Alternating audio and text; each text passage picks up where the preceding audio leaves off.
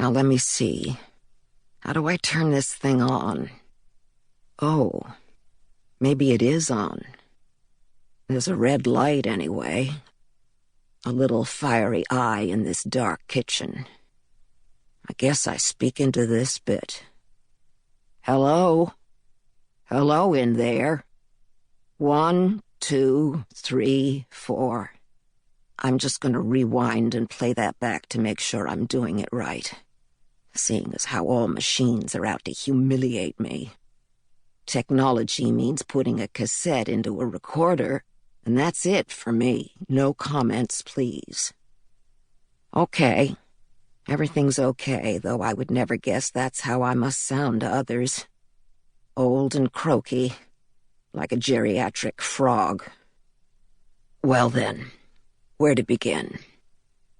My name's Aliki, and I'm the last professional lamenter in this village of ours, in the northeast of Greece.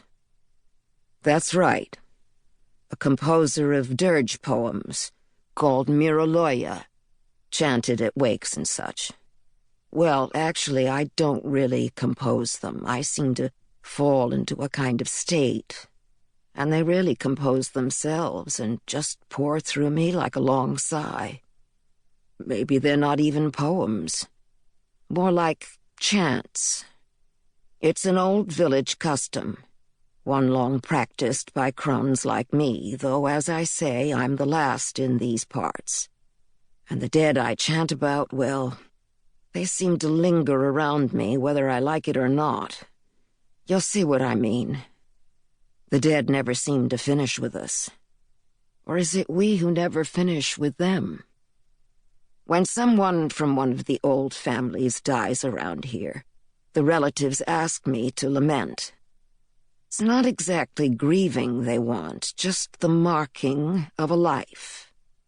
The lament can be grand or small, and not necessarily sad.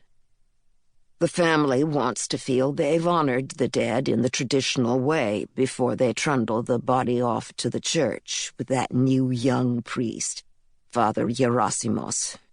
Of course, the younger family skip me and go straight to him, and I bear them no ill will. I'm here for those who need me, and in return they give me what they have on hand. A few eggs, olives, cheese, a day-old loaf of bread. Some are more generous than others, but I accept what's offered and don't complain.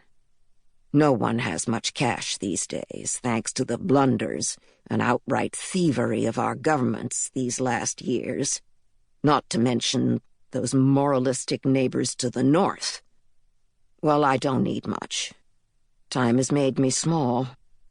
That's what the years do. Shrink you down by plucking away those you love one by one, and eventually even your memories of them. In the end, there's a lot less of you. I dress only in black. Once the custom for widows and crones. It's still my custom. My headscarf, too, is black, and when I go out, I draw the corner of it across my nose and mouth to hide my bad teeth. I look like a storybook witch. The girl I was on the day the Germans executed my father wouldn't recognize the crone I've become. Speaking of my father, I saw him again this morning, standing in my back garden. He fished a cigarette out of the shirt pocket next to the blackened bullet holes in his chest and lit up. There wasn't much point in telling him that smoking is bad for him, as he's been dead for more than 50 years. So there he was, saying again between puffs that things over there were not much different from here. Of course, I'm not sure I believe in an over there. But when the dead turn up, you have to give them the benefit of the doubt.